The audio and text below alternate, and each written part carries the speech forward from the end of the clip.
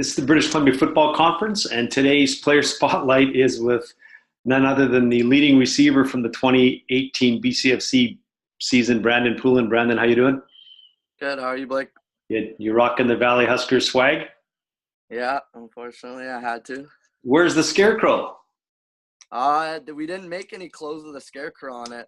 Thought it might scare away the kids, so kept it G.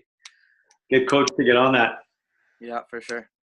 So, Brandon Poulin, like I said, 2018 leading receiver. I bet you know your stats off by heart. Yeah, What would for those sure. be? 63 catches for 878 yards and 5 touchdowns. So we had a bit of a technical glitch. We tried this yesterday, didn't work out. But just to recap, coming into last season, you came to the Huskers via the Manitoba Bisons. Yep.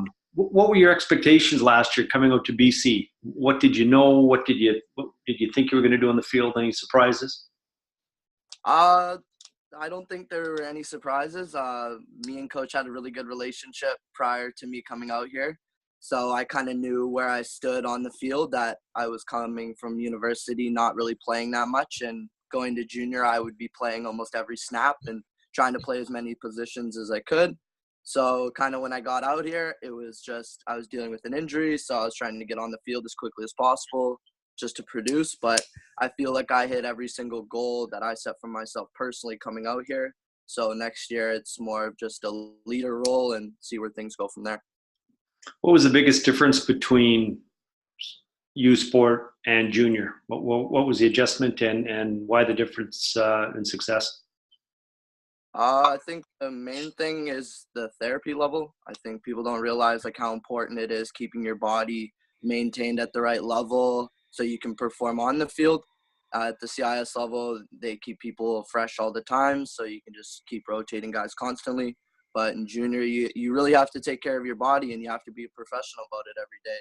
That's the thing I learned this year, having to take things into my own hands and really be a professional about it off the field so that I could perform on the field. And I think I did a good job of that with the resources I had. So, I mean, if they could have been better, we could have probably done more on the field, but you deal with that sometimes. So,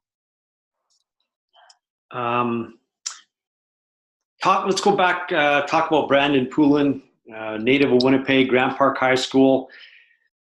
You coming in BCFC, you're one of the smaller receivers. You hear that all the time, but again, let's tell everybody about your wrestling background and just how big Brandon Poulin is to even a few years ago. yeah, no, even coming out of high school, being like a national level wrestler, I was only like 119 pounds. So when I was even talking to Dobie was like, "You're smaller than me," when I was in high school. And that's not a good thing. Like, he was only like 5'6", 150 back then. So he was a tiny guy. So he was even looking at me being like, I'm signing the smallest player in Bison history. So that was always a chip on my shoulder. Like, I came in, sure, guys are bigger than me, but I had to work just as hard as them and even harder than them to show what I am and how I can produce at a CIS level coming out of high school. So I think that's really what helped me develop as a player, is really fighting for my spot and just my chance to shine, so that when I kind of came down to junior, I kind of knew the level of expectation I had for myself. It was just me getting a chance to play and a chance to showcase that talent. A lot of your size coming out of high school was by design, right? That was a weight class thing for wrestling. Yeah, for sure. Like, there was days where I'm literally starving myself, like just drinking lemon water, just trying to like cut weight. Literally at 14 years old, I only weighed 90 pounds. So you can see from 14 years old to 17 years old, I only gained about 30 pounds.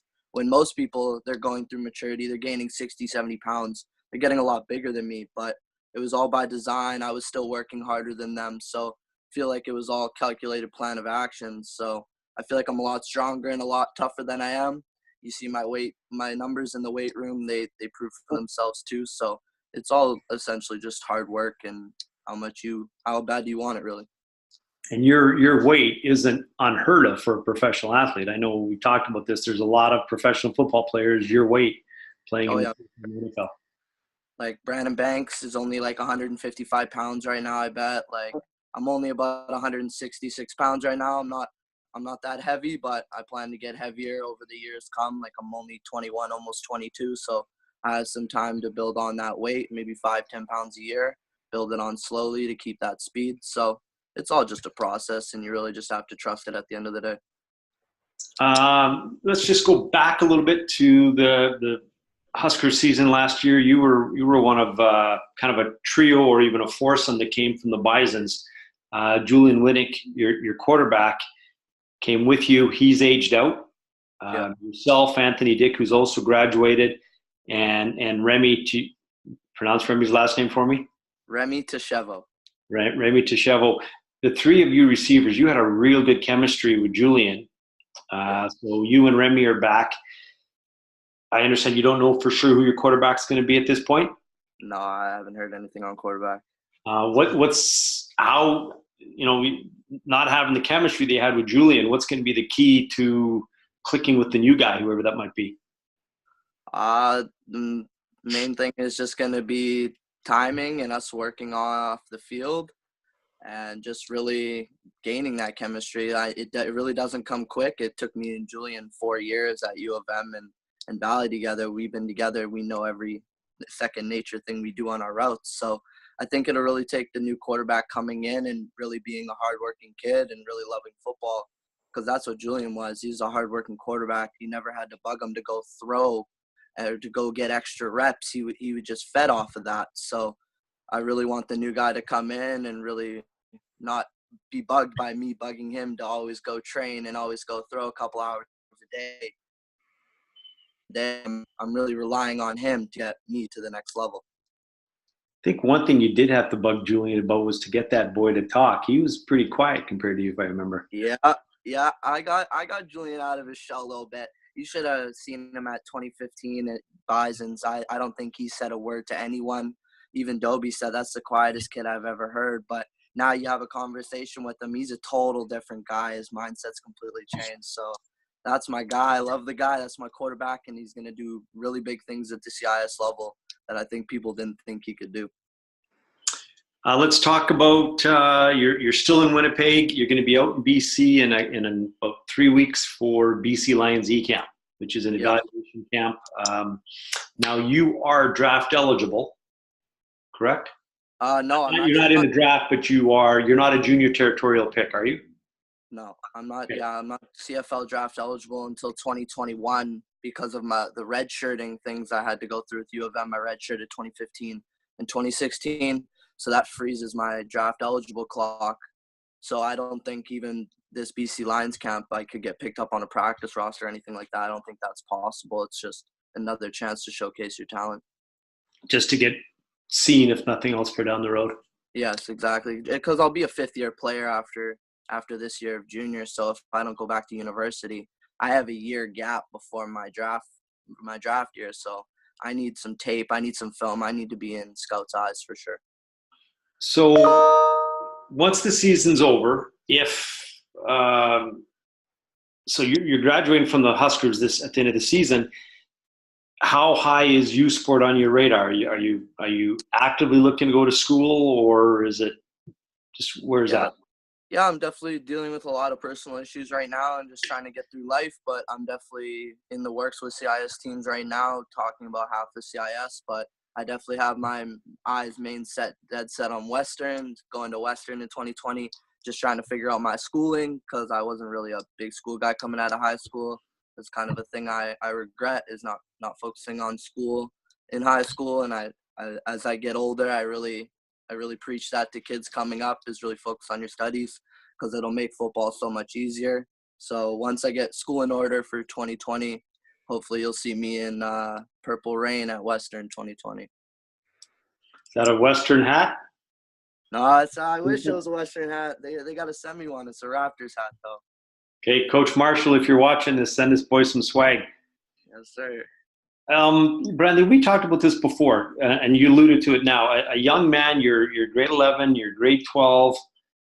A lot of kids your age weren't focused on high school because you didn't know what you wanted to do in life. And then coming out of high school, it is so difficult to get into universities nowadays. And you really get you get pegged or put in a box, it's maybe not fair. Would junior maybe, I guess you kind of said this already, but would have been a better option just for you to come straight to junior and figure things out, I guess?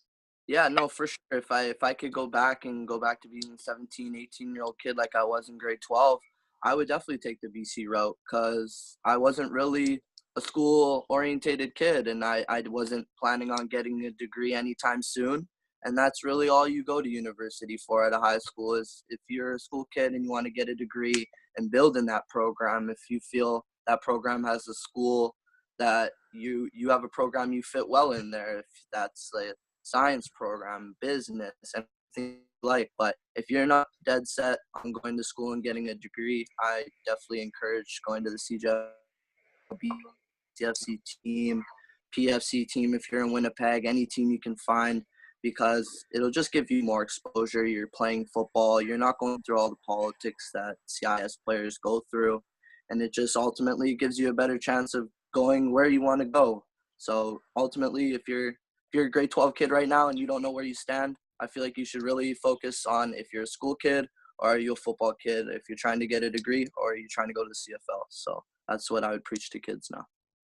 So coming from Winnipeg, how much did you know about Chilliwack?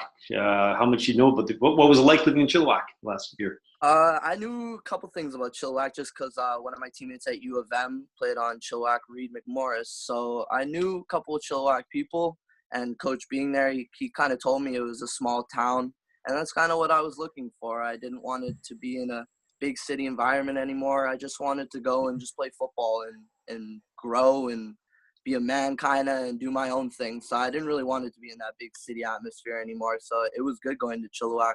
It was really a small town vibe. Everybody knew everybody almost. So it was really good for life, honestly. Chilliwack's known as corn on the cob country. Did you? Yeah, I occasionally ate the corn. It's actually pretty good, to be honest. It's way sweeter than Manitoba, I'll say that. Okay. Well, listen, we appreciate you doing this, Brandon. Good luck at the E-Camp, and good luck with the Huskers in 2019. Yeah, thank you very much, Blake.